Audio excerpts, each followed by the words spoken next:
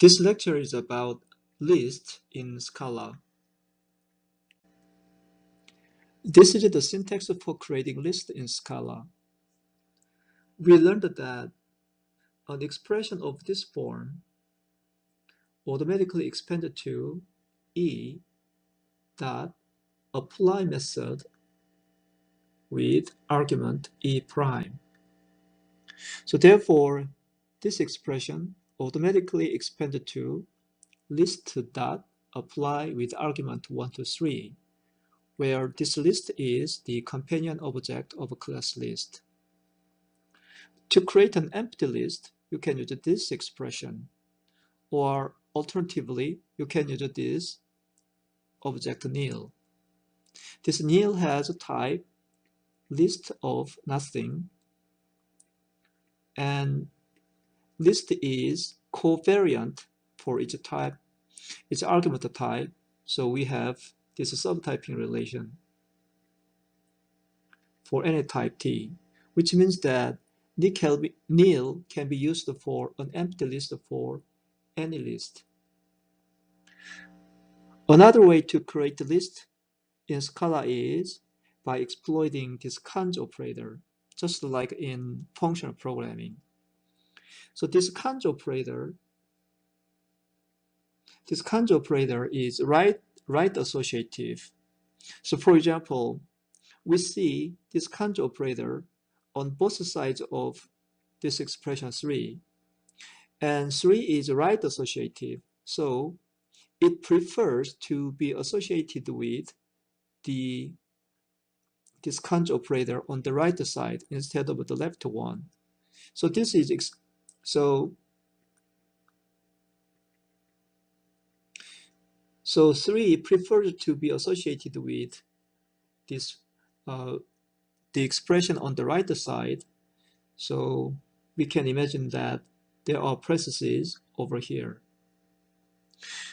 So therefore, this expression is interpreted as this expression. Now, this cons operator, according to the way that Scala interprets the symbol, this colon, it is interpreted as the method that belongs to the right operand, not left one.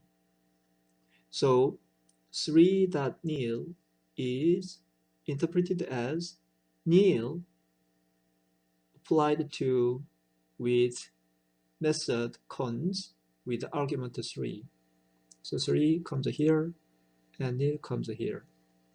So eventually the whole expression is interpreted as this one. So this thing means you start with an empty list and then you prepend 3 and then you prepend 2 to the resulting list, and finally you prepend 1. So effectively you create a new list starting the 1, 2, 3. This is how you create a list in Scala. This list class has quite a few methods.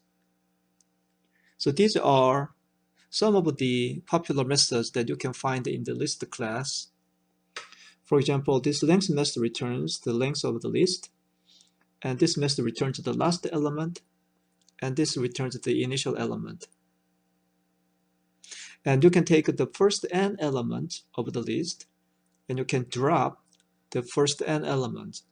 And list is immutable, which means that you cannot update its content. So these two methods do not update this list. Instead, these two methods create a new list after taking the first n element or after dropping the first n element. And this method accesses a particular element in the position specified by the argument.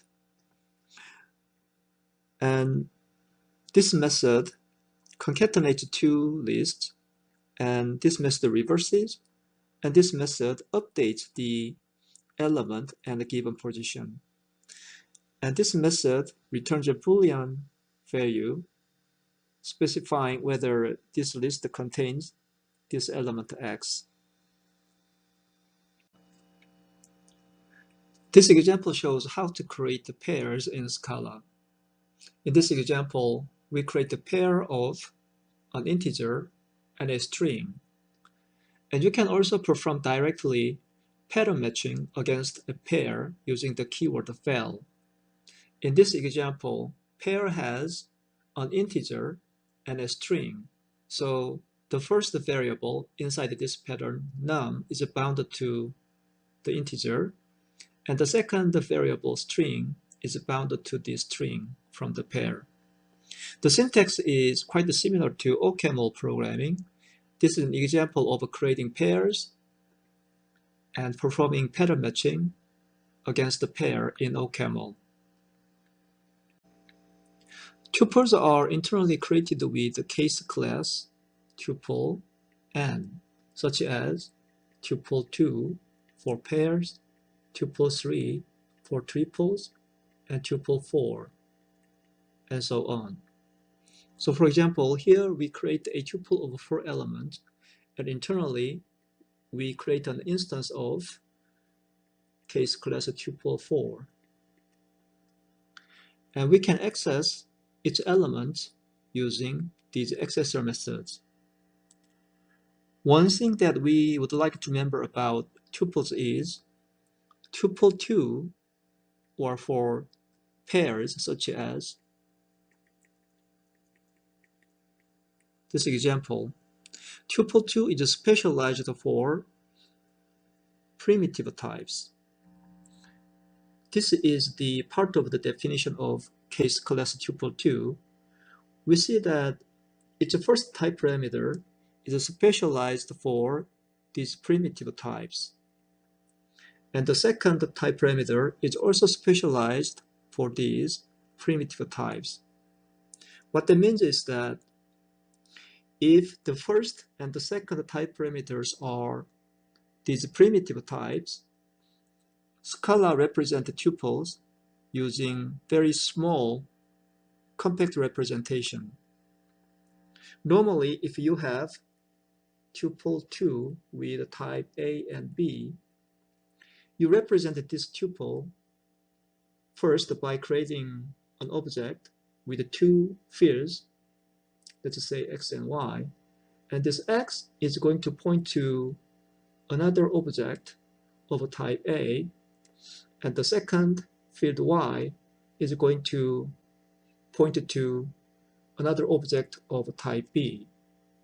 But suppose that if both types A and B belong to this set of primitive types, then Scala represents the pair just by creating a single object with two fields, the first field of the first primitive type, for example, int, and the second field of type T2 of a primitive type, something like long. In this way, Scala creates an object using very compact representation without creating these references. From tuple 3,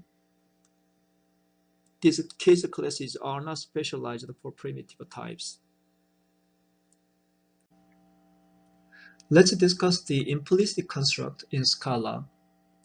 Our goal is to implement a recursive function sum, which takes a list of type A and returns the sum of all its elements. Here are two examples. In this example, we take a list of integers and then calculate the sum of all these integers. In this example, we take a list of strings and then calculate the sum of all these strings. In the first example, to calculate the sum, we start with 0 for the integers, and then add 3, and then add 2, and then add 1. In the second example, we start with an empty string, and then concatenate it with string C, and then concatenate it with string B, and then finally concatenate it with string A. So we can see from these two examples, to compute the sum of the elements in the given list, we needed to have some unit element, which is 0 in the case of integers, and empty string in the case of strings. And then we need another operation, which we call add, for adding two elements. In the case of integers, the add operation is going to be plus. And in the case of strings, the add operation is going to be this concatenation. So in order to implement this sum function, we have to have unit element such as 0 or empty string and add operation, which should be associative. For example, in the case of integers, the add operation is plus, and in the case of strings, the add operation is this concatenation. Now let's look at the implementation of the sum. If the empty is a list, if the list is empty, we return the unit element, and otherwise we make recursive call and then eventually call this add function, add method. We assume that these two elements, unit and add, come from a structure of type monoid. So monoid is actually a mathematical structure which has two elements, unit and add operation.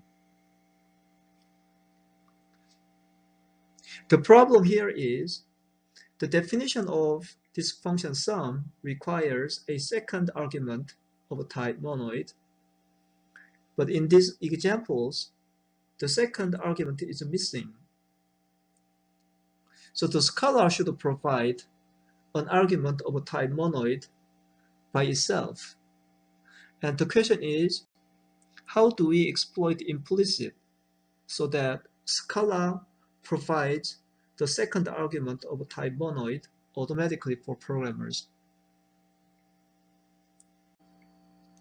Here is how we exploit implicit so that we can dispense with the second argument of type monoid to the recursive function sum in these examples.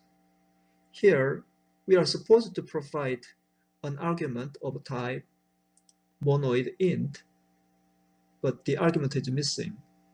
Here, we are supposed to provide an argument of type monoid string, but the actual argument is missing. And this is feasible because we use this implicit keyword here. When we use this implicit keyword and the argument is missing, then Scala tries to find a corresponding argument of the corresponding type in the surrounding context. In this example, the surrounding context contains two objects of the corresponding types, which are also declared with this implicit keyword. So here, Scala finds that the argument is missing, and the argument must be of type monoid int, and it is declared with this implicit keyword. So it tries to find a suitable argument in the surrounding context, and it locates this int monoid whose type matches the expected type. So it decided to use int monoid declared here for the second argument automatically. And similarly, for the missing argument here, Scala tries to find a suitable object in the surrounding context.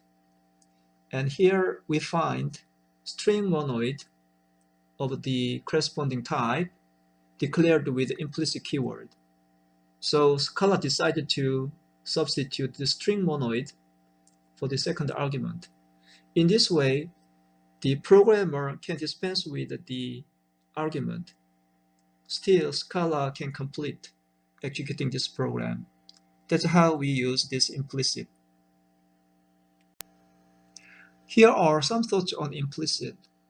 Implicit is a very powerful feature, so it almost looks like a magic because Scala finds the best argument for you automatically. Ironically, that's precisely the reason that you want to use implicit sparingly.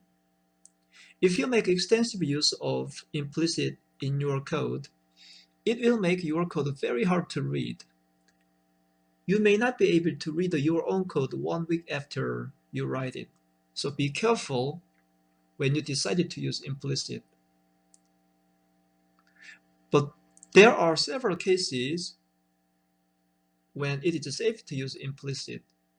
For example, for local arguments, implicit is safe to use. In this example, we use implicit for the local argument.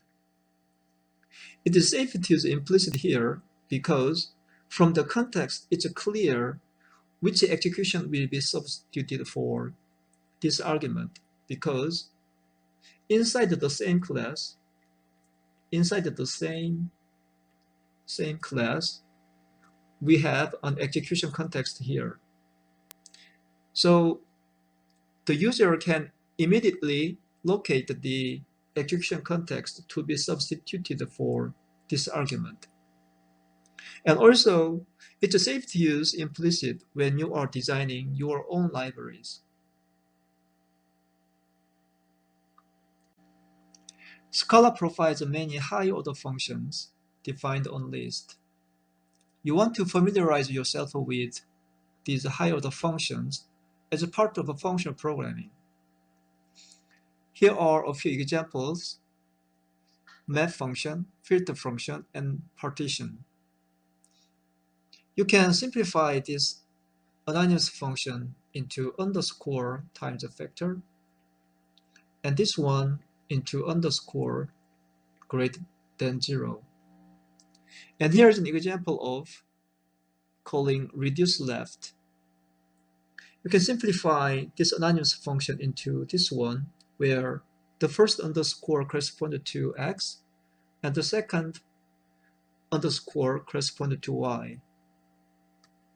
Here's a typical way of calling for the left function. This is the specification of for the left. So it takes an argument of type b, then it creates a new function of this type. So the new function itself takes a function of this type and finally produces the result of type b. So this is the right way of calling for the left. You have to first apply it with an argument of 0 and then provide the second argument. This is the wrong way of calling for the left. In this case, Scala interprets this function as an argument provided to integer 0, so it complains with this error message.